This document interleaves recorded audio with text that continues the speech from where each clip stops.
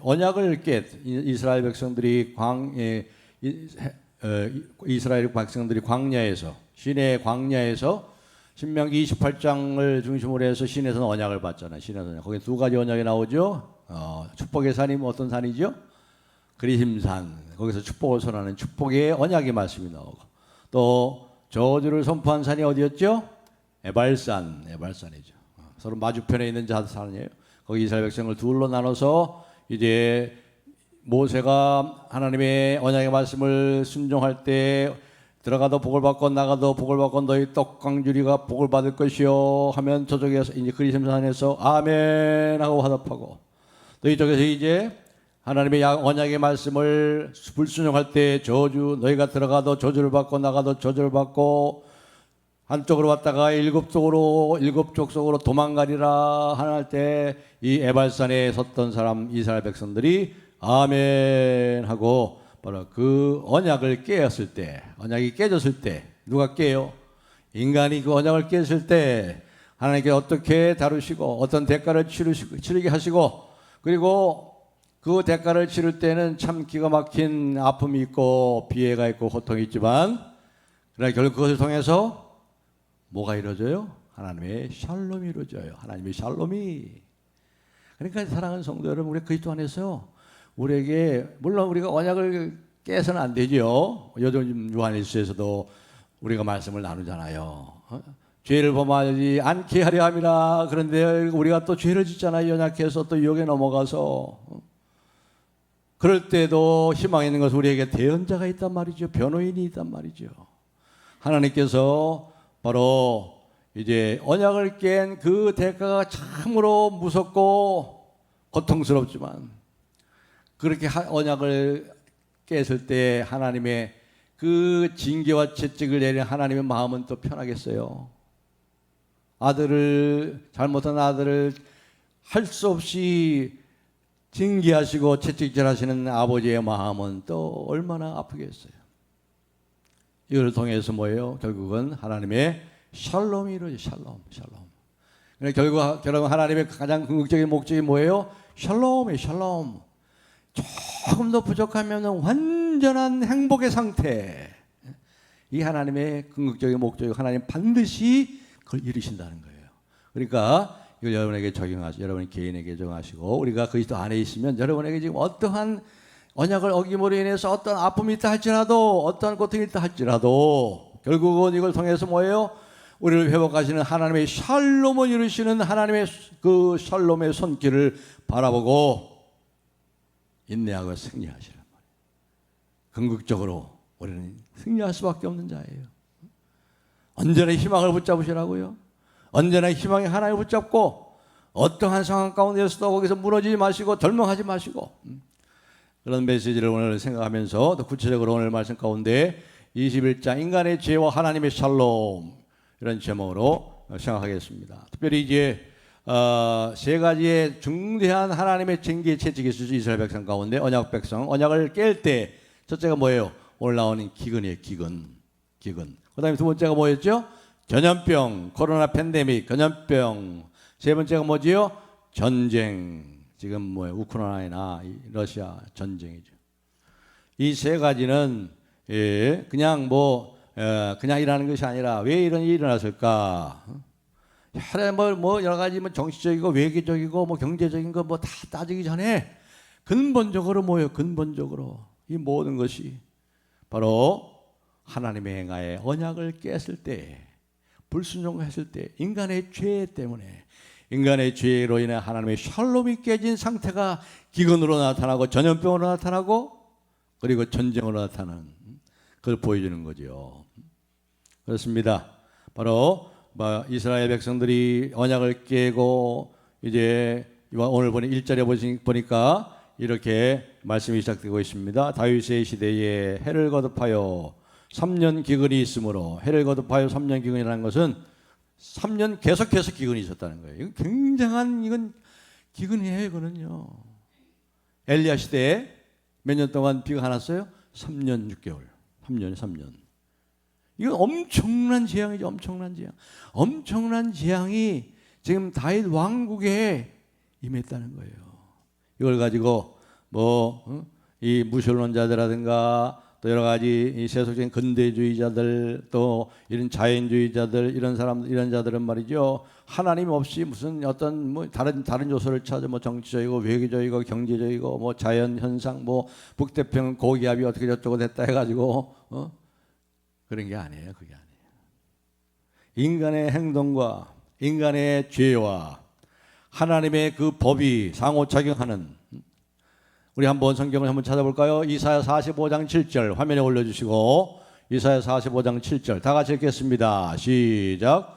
나는 빛도 짓고 어둠도 창조하며 나는 평안도 짓고 환난도 창조하나니 나는 여호와라 이 일을 행하는 자니라. 모든 만물의 무엇인 근원이 어디서부터 나오는 거예요? 하나님으로부터 나와요. 하나님으로부터. 그래서 지혜자는 뭘 가르쳐요? 범사에 하나님을 인정하라. 그리하면 그가 너희를 인도하시리라. 세상 사람들처럼 그런 데서 찾는 게 아니에요.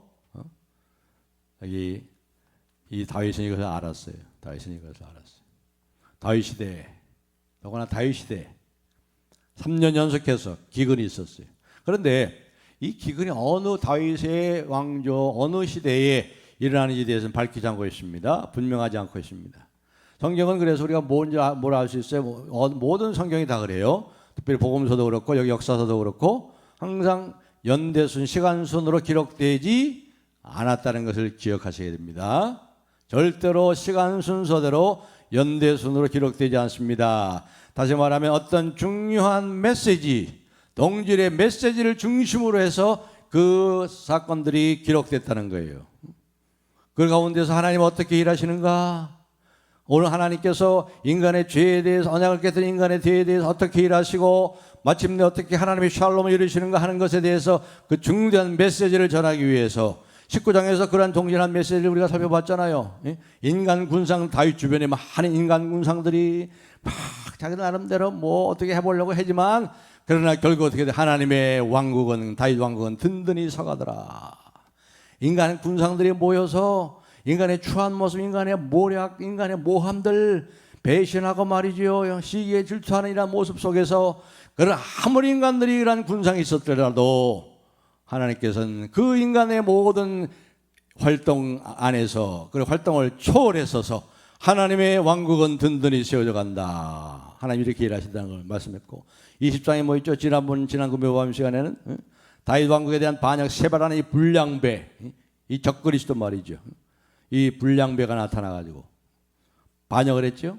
다윗 왕국에 대한 반역은 뭐예요? 하나님이 세우신 기름부어 세우신 왕에 대한 반역은 곧 세우신 하나님을 반역하는 일이 있어요. 또 인간의 배반 있잖아요. 요압 장군의 배반. 아비새를 이미 종사랑관을 임명했는데 그 아비새를 죽이잖아요. 아마샤를 죽이잖아요. 원래 속여가지고 말이죠. 또 바벨성에 그 불량배 세발을 잡으러 갔을 때 한 여인, 지혜로운 한 여인, 그 지혜를 통해서 그 성이 구원받는 이러한 많은 반역과 배신과 또 이러한 지혜가 있다 할지라도 이 지혜가 뭐예요? 숫자에 의해서 또 무시당하고 힘에 눌려서 무시당하는 이러한 역사의 비극적인 일들이 일어난데도 불구하고 하나님의 왕국은 자리 잡고 든든히 서가더라 그 얘기를 하잖아요. 그 동일한 메시지가 여기 21장에서도 인간의 죄와 하나님의 샬롬이라는 그 주제 속에 똑같이 연대순이 아니라 메시지 중심으로 배열하고 있다는 것을 기억하셔야 돼요. 성경을 읽을 때 항상 메시지 중심으로 이것이 배열된다는 것을 여러분이 염두에 두시면 성경인데 많이 도움이 됩니다. 자, 1절 가서 보겠습니다. 3년이 계속해서 이제 기근이 있는데 이 기근이 이제 다윗은 알았어요. 이게 엄청난 알잖아요. 다윗이 성경에 능한 사람. 다윗 성경 시편 150편에 3분의 2, 100편 가까이를 기록했던 이 모세율법에 정통한 이 다윗 어떻게 했어요? 다윗이 1절 하반절에 여호와 앞에 간구하며 여호와 앞으로 갔어요. 여호와 앞으로. 다윗이 여호와 앞으로 갔죠. 언젠가 7년 동안은 하나님을 찾은 적이 없었어요. 근데 여기서는 여호와 앞으로 갔습니다. 앞에 간구하며 뭐라고 하겠어요? 하나님 왜 이 나라에 하나님이 사랑하는 이 택한 이 언약 백성에게 이와 같은 3년간의 기근이나 엄청난 재앙을 내리셨습니까? 하나님 금방 대답하십니다. 거기 뭐라고 그러죠? 이르시되 여호와께서 이르시되 이는 사울과 피를 흘린 그의 집으로 말미암으니 그가 기브온 사람을 죽였음이니라 하였더라. 지금 이 3년간의 기근이라는 재앙은 바로 이스라엘의 도덕적인 영적인 상태 때문이라는 거죠. 관계가 있음을 얘기하고 있는 것입니다. 단순히 자연적인 그런 게 아니에요. 비가 안 와서 그런 게 아니에요. 왜 비가 안 와요? 자연적인 것이 아니다 이 말입니다. 인간의 죄를 통해 하나님의 샬롬이 깨어졌어요. 샬롬은 뭐예요? 풍요로운 우리에게 복을 주시고 풍족하게 거두시게 해야 되는데 지금 전 세계 경제가 지금 다운돼가지고 지금 어떻게 될지 몰라요. 지금 많은 경제학자들이 지금 세계적으로 물가가 상승하고 집값이 폭락하고 아파트가 지금 절벽이고 아파트가 반값 아파트가 된다고 그러지요. 물가는 올라가고 금리는 또 올라가지요. 왜 이런 일들이 일어날까? 이게 그냥 어떤 경제적인 어떤 그런 현상 때문에 이런 게 아니라는 거예요. 죄 많은 인간의 죄와 하나님의 샬롬이라는 관계점에서 항상 생각해 보시란 말이에요. 다윗이 그렇게 강구했을 때 하나님께서 바로 이 사울의 죄 때문이다. 사울과 그의 피를 흘린 그의 집으로 말미암습니다. 우리가 다시 말해서 여기 보면 말이에요. 하나님께서 기다리신 거죠. 3년 동안 기근이 됐으니 얼마나 피골이 상처받겠어요. 지금 이스라엘 백성들의 삶의 경제 생활이 얼마나 힘들겠어요. 3년이나 그랬어요. 하나님 얼마나 불쌍히 계신 거예요. 그러니까 여기서 하나님의 불쌍히 계셔서 결국은 하나님께서 이와 같은 것을 인도하셔서 결국 뭐예요? 이것을 드러내잖아요. 다 죄를 드러내시고. 왜 드러내시는 거예요? 그걸 빨리 해결하시려고 드러내시는 거라고요. 빨리 해결하시려고. 그냥 해결하지 않으시면 드러내지 않으면 해결이 안 돼. 이게 안 돼요. 드러내시려고 하는 것은 결국 해결하시고 회복하시고 마침내 하나님의 샬롬을 주시는 하나님의 긍휼과 사랑이 여기 있어요. 하나님 그리스도 안에서 일하는 것은 사랑이 아닌 사건이 없다니까요. 하나님의 은혜는 거죠. 죄를 드러내시는 것은 결국 그 죄를 사하시고 고치시고 회복하시고 하나님의 샬롬을 회복하시려는 하나님의 손길인 거죠. 그러니까 하나님과 상관없이 우리에게 일어나는 일이 아무것도 없어요. 하나님 우리를 사랑하시기 때문에, 하나님 저와 여러분을 사랑하시기 때문에 그런 일이 일어나는 거예요. 우리가 원치 않은 일도 마찬가지라 이 말이에요. 3년 기근이라는 엄청난 재앙도 거기에 속한 거죠. 사울과 바로 그 가족들이 기브온 사람을 대학살한 거예요. 여러분 기브온 하면 여호수아에 나오면 여호수아 9장에 나오잖아요. 여호수아 9장에 이 기브온 사람들이 여호수아 군대가 가는 곳마다 파죽비사로 다 가나안을 그냥 완전히 정복하니까 이 기브온 사람 그 소식을 듣고 미리 싹 선수를 친 거예요. 멀리서 왔다 그래가지고 자기 포도주라든가 이 물 가죽 부대 다 떨어지게 하고 식량도 다 떨어지고 옷도 다 떨어지게 그렇게 가정해가지고 우리는 저기 왔는데 우리와 화평 조약을 맺어 주세요. 우리는 참 힘도 없고 이랬습니다.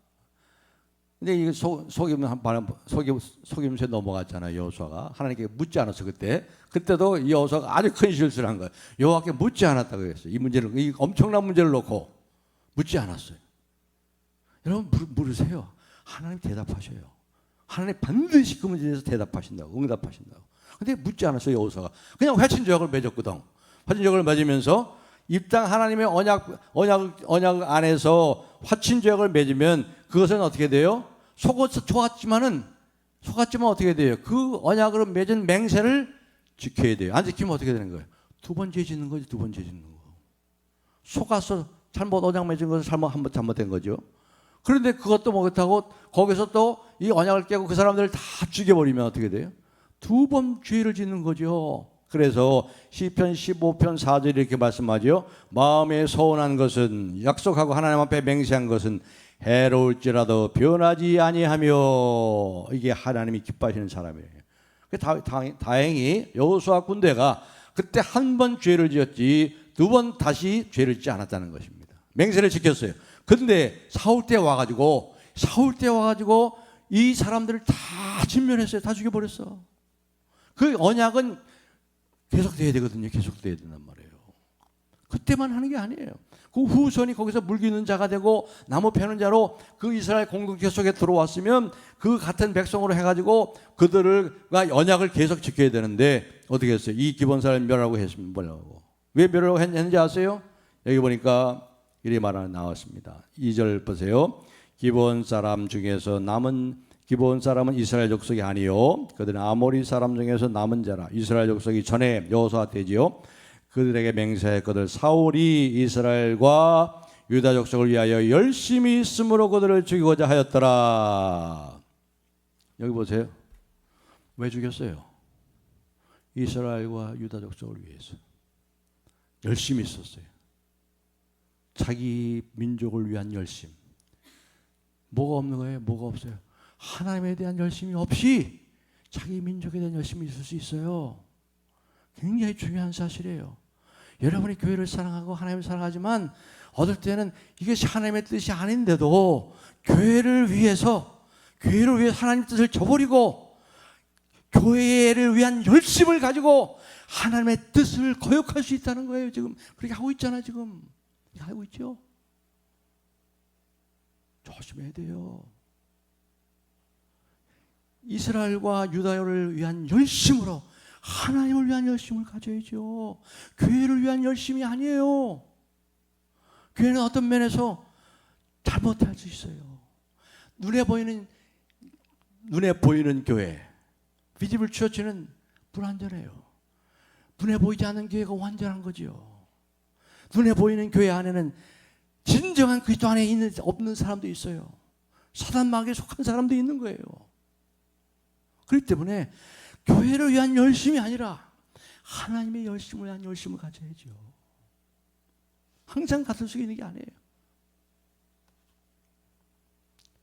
그래서 이 이스라엘 백성과 유다 족속을 위해서 그 열심을 가지고 좋아하니까 그들이 따르고 그렇게 하니까 기드온 족속을 다 진멸시켰다는 거죠. 이것이 하나님을 기쁘게 하는 것으로 착각한 거죠. 하나님이 원하시는 것이 무엇인지 제대로 모르고, 그리고 또 인간적인 측면에서 그럴듯하게 한 거죠. 무슨 말이냐? 우리가 교회 안에서도 말이죠, 아주 그럴듯하게 보이는 그런 사역들이 많이 있습니다. 그런데 하나님이 기뻐하시는 진정한 교회 성장인가? 아니면 숫자만 불리는 것인가? 정말 아니면 말씀을 마음에 새기고 정말 그 생각과 삶을 변화시킴으로 한 사람 한 사람 그리스도의 온전한 사람으로 세워서 많은 생명을 주 앞으로 인도하는, 그렇게 하나님 기뻐하시는 그러한 교회를 이루는 것인가? 너무나 바빠서 말씀을 묵상하면서도 자기 성찰을 하는 시간들을 갖지 못하고 사역에 매여서 일 중심으로, 사람 중심이 아니고 하나님 중심이 아니라 일 중심으로 흘러가고 있는 것은 아닌가? 교회가 뭐 해가지고 무슨 일을 하고 무슨 뭐 이벤트를 하고 그래가지고 뭐 반짝하면서 뭐 하고, 정말 이런 것이 하나님 기뻐하시는 것인가?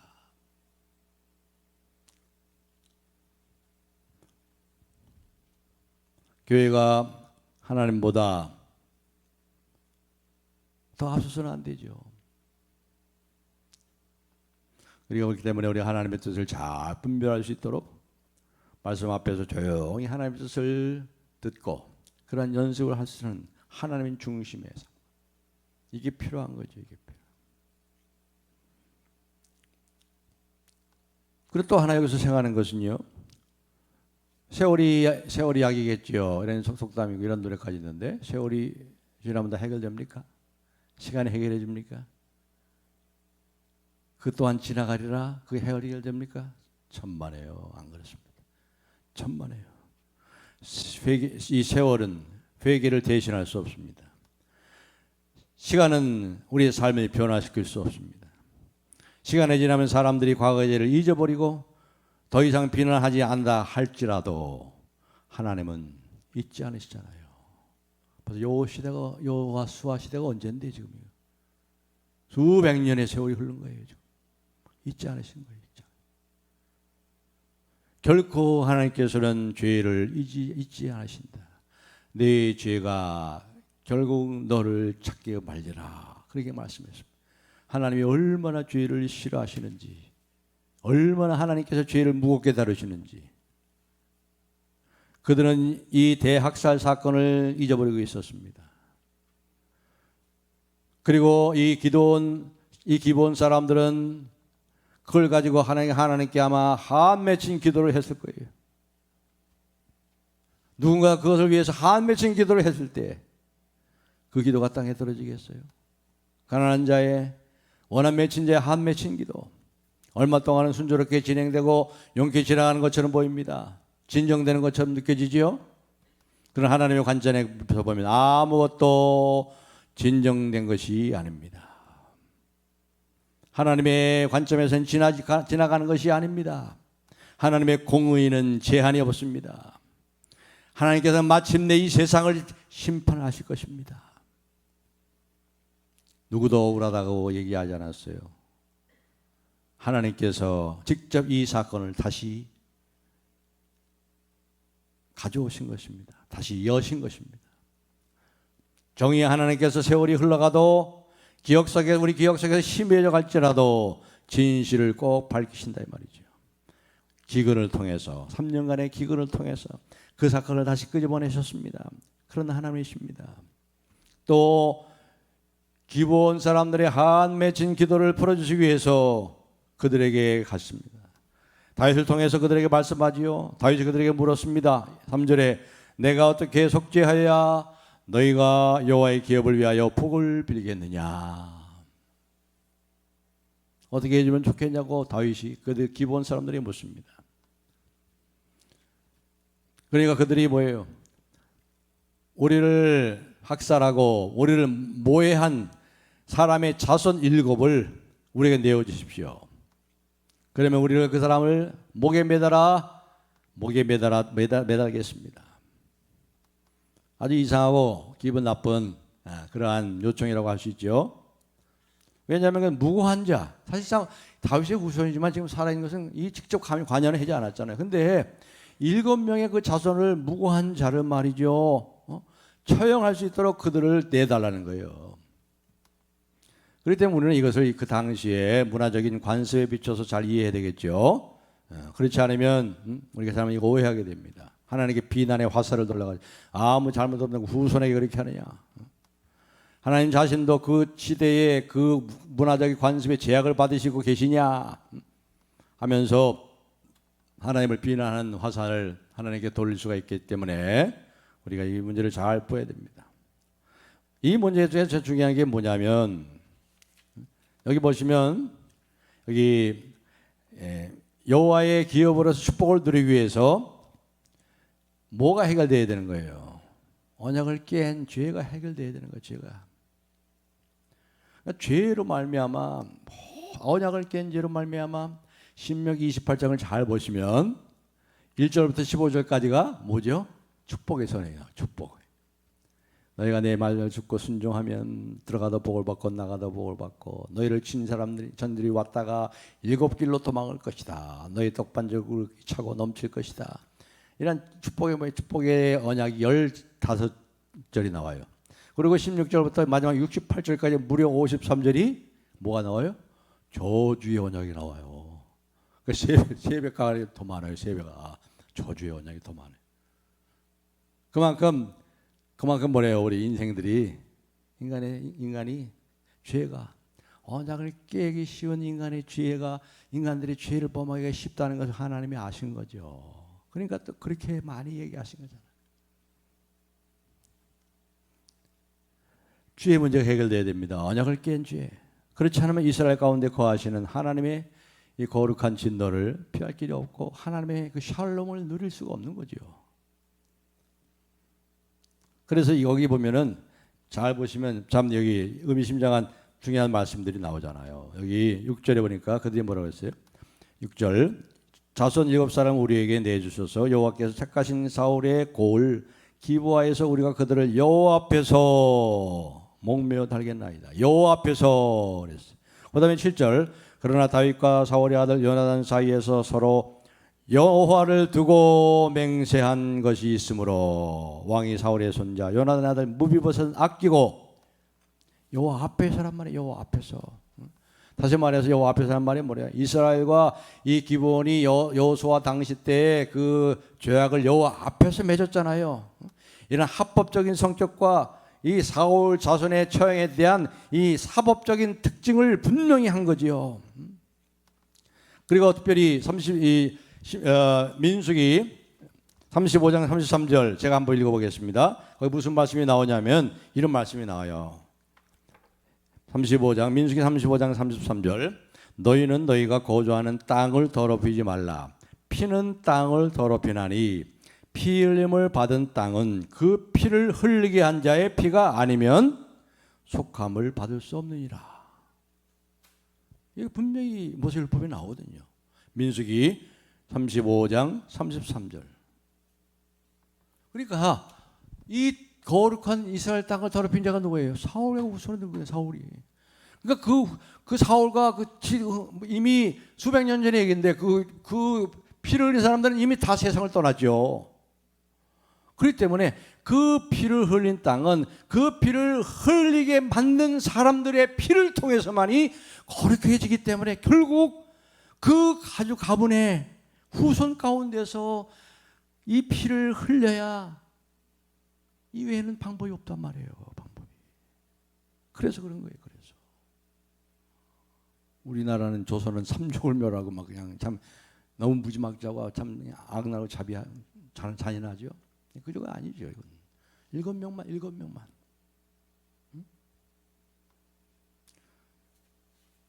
그래서 이 속죄의 값이라는 게 얼마나 엄청난 것인가 여러분. 죄를 속하시는 값이 엄청난 거예요. 엄청난 거. 더구나 인류의 모든 죄. 나 한 사람의 죄만 해도 그렇게 많은 인류의 모든 세상 모든 죄를 지시기 위해서 그 길을 죄 속죄할 길이 있어요? 없어요? 지구상에는 없어요. 인간 세계에서 그것을 해결할 사람이 해결할 방법이 없어요. 지구 밖에서 우리 하나님, 우리 예수님이 오셨잖아. 하나님의 아들이 죄 없으신 하나님의 아들 어린 양이. 이게 얼마나 큰 축복이에요. 큰 은혜예요. 하나님이 저와 우리를 사랑하시고 불쌍히 있어서 우리가 죽었고 마땅히 영원한 저주와 형벌을 받아 마땅한 우리들을 이렇게 사랑하신 하나님이 독생자를 이렇게 세상을 사랑하사 독생자를 주셨으니. 그리고 여기 보세요. 다윗은 어떻게 여기서 지금 다윗은 조금 전에 여기 6절 읽었습니다마는 여기 사무엘하 21장 거기 7절인가요? 6절 7절 보니까 그러나 보세요. 그러나 이 참 복음적인 접속사잖아요. 그러나 다윗이 어떻게 했어요? 사울의 아들 요나단 사이에 서로 여호와를 두고 맹세 서약한 것이 언약한 것이 있으므로 뭐라고 했어요? 다윗이 네가 왕이 됐을 때 요나단과 서약했잖아. 하나님 앞에서 다윗이 네가 왕이 됐을 때 내 자식들을 좀 생각해다오. 요나단이 그랬죠. 요나단의 아들이 누구예요? 무비보셋. 양 절뚝발이 무비보셋. 지키잖아요. 이제 다윗은 지키고 있잖아요. 요나단과 하나님 앞에서 맹세하고 서약한 언약한 것을 이 무비보셋은 아꼈잖아. 안 내줬잖아. 지금 이래야죠. 우리가 좀 사람이 이렇게 좀 의리가 있어야지. 하나님 앞에 의리가 있어야죠. 의리가. 다윗은 의리가 있잖아요. 의리가 아니고 신의가 있어. 신의 언약을 지켰잖아요. 대조가 되죠. 이 사울과 대조가 돼요. 사울은 기브온 작석을 다 죽여버렸잖아요. 언약을 했는데도 언약을 깨고. 그런데 참으로 감사한 것은요. 요한복음 우리가 17장 요한복음 쭉 공부했습니다만 요한복음 17장 11절 이하에 보면은 어떻게 뭐라고 했죠? 뭐라고 그랬죠? 우리 주님께서 하셨잖아. 내게 주신 자를 내가 하나도 잃어버리지 않고 다 찾을 겁니다. 참 좋아요. 너무 좋죠. 우리 주님이 하나님이 내게 주신 자를 내가 하나도 잃어버리지 않고 다 찾는다. 저와 여러분은 그리스도 안에서 하나도 잃어버리지 않고 하나님이 우리 주님이 다 찾으신대. 예수님은 언약을 지키시잖아요. 지키시고도 남죠. 자기 생명까지 주시고 언약을 지키셨는데. 그러니까 저와 여러분은 얼마나 든든합니까? 든든한 이 예수님이 계신데. 할렐루야 찬송하는 할렐루야 아멘이죠. 그런데 또 그러고 나서 여기 보면 또 21장 10절부터 14절에 보면 참 슬픈 이야기가 계속되고 있어요. 슬픈 이야기가. 거기 리스바라는 이 7명의 그 사울의 후손 가운데 2명의 아들을 둔 리스바라는 여인이 어떻게 됩니까? 이제 시체를 이제 달았어요. 달아가지고 목을 매달아서 이제 처형하게 됩니다. 그런데 이제 이 처형한 것은 나무에 달린 자마다 저주를 받은 자, 하나님의 저주를 받아 처형을 당했어요. 그렇기 때문에 이제 시체를 어떻게 됩니까? 시체를 방치하고 놓은 거예요. 그냥 방치해 놓은 거예요. 방치하는 거예요. 원래 시체를 빨리 치워야 되거든요. 그런데 방치했는데 얼마를 방치했는지 아세요? 거기 보세요. 거기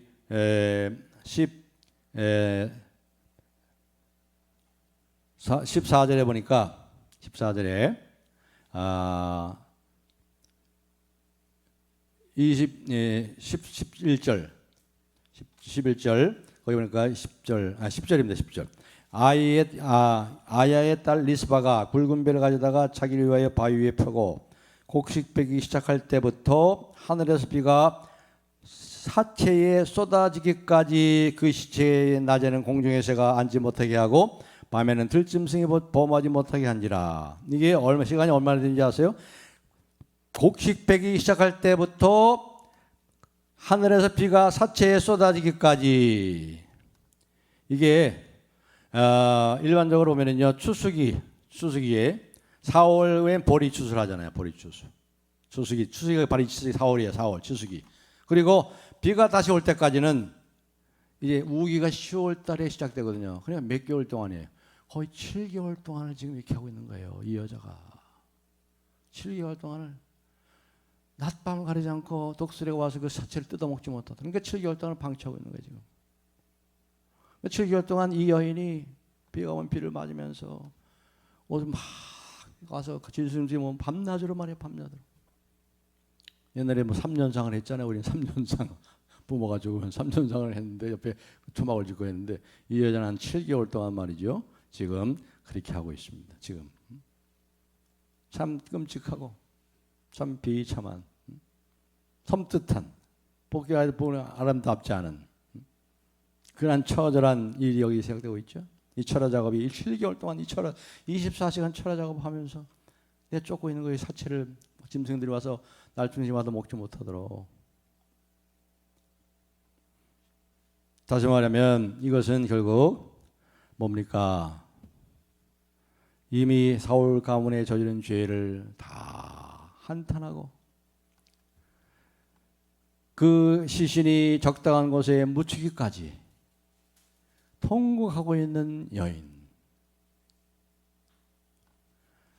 아들들에 대한 이 헌신이 하도 두드러진 한 어머니의 모습. 그러니까 결국 이 얘기를 듣고 나중에 이제 다윗이 시체를 거두다가 사울이 있는 뼈가 있는 곳에 함께 장사를 지내잖아요. 그 다음에 나오죠. 여기 쭉 나옵니다. 14절에 나오죠. 14절. 사울과 그의 아들 요나단의 뼈와 함께 베냐민 땅 셀라에서 그의 아버지 기스의 묘에 장사하되 모두 왕의 명령을 따라 행하니라. 그 후에야 하나님의 그 땅을 위한 기도를 들으시니라. 그 후에야 하나님의 샬롬이 이스라엘 땅에 임하게 됐다 이 말이에요. 그 후에야 하나님의 샬롬이 왔어요.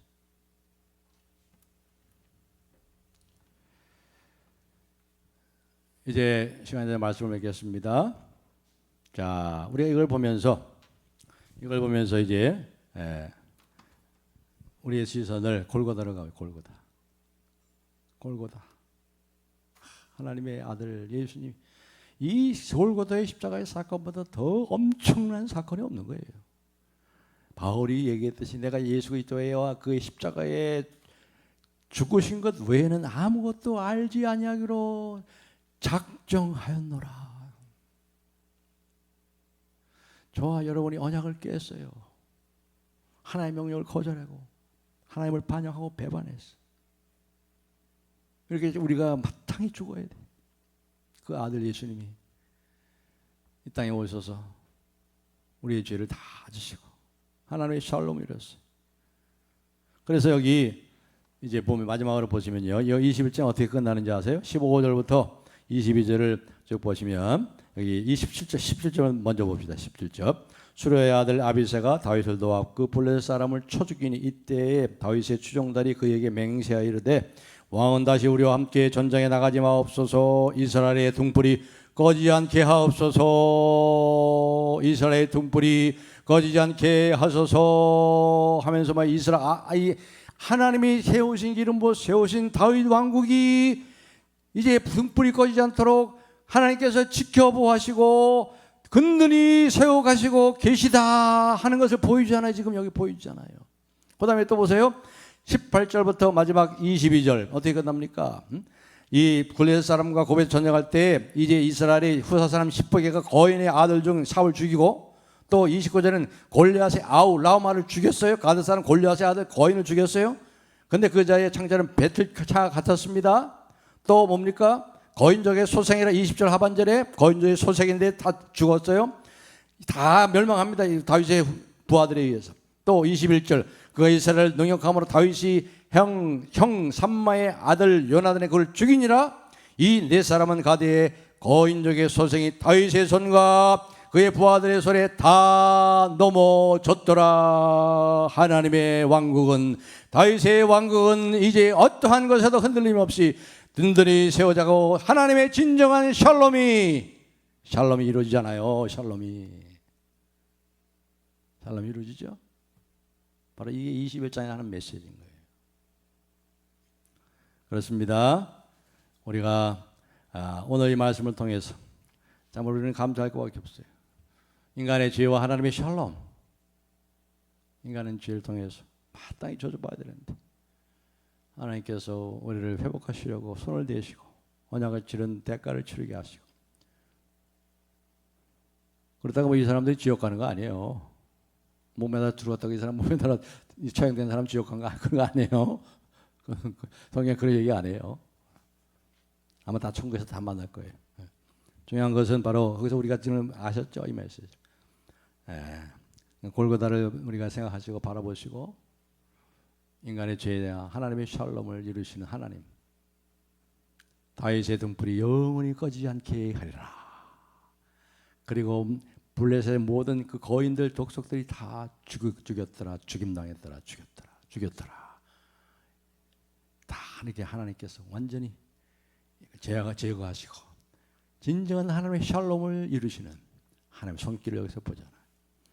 우리의 삶에도 똑같이 일하시는 하나님을 바라보면서 언제나 희망을 붙잡고 참으로 하나님 앞에서 하나님의 뜻을 분별하고 하나님의 언약의 말씀을 순종함으로 신명기 28장의 모든 축복을 받아 누리고 나누는 저와 여러분이 되기를 주님의 이름으로 축복합니다. 할렐루야. 하나님 감사 찬송합니다. 모든 것이 하나님의 손에서 나옴을 믿습니다. 하나님 아버지 생사화복을 주관하시는 하나님만 믿고 의지하는 믿음의 백성 되도록 우리의 마음들을 밝혀 주시옵시고 하나님의 뜻을 잘 분별할 수 있는 지혜의 마음을 주시고 성령이여 말씀을 통해서 말씀하신 하나님의 음성을 듣고 하나님의 음성에 순종함으로 순종의 모든 복을 받아 누리는 우리 서울 남북의 우리 또한 기도의 귀한 동역자들이 다 되도록 축복하시고 영광 받으시옵소서. 십자가를 바라보게 하시고 골고다의 주님을 잊지 않게 하시고 그 은혜를 잘 감당하여 또 그 은혜를 갚을 길 없어 엎드려 절하며 경배하는 신실한 예배자들이 되게 하옵소서. 예수님의 이름으로 간절히 기도하옵나이다.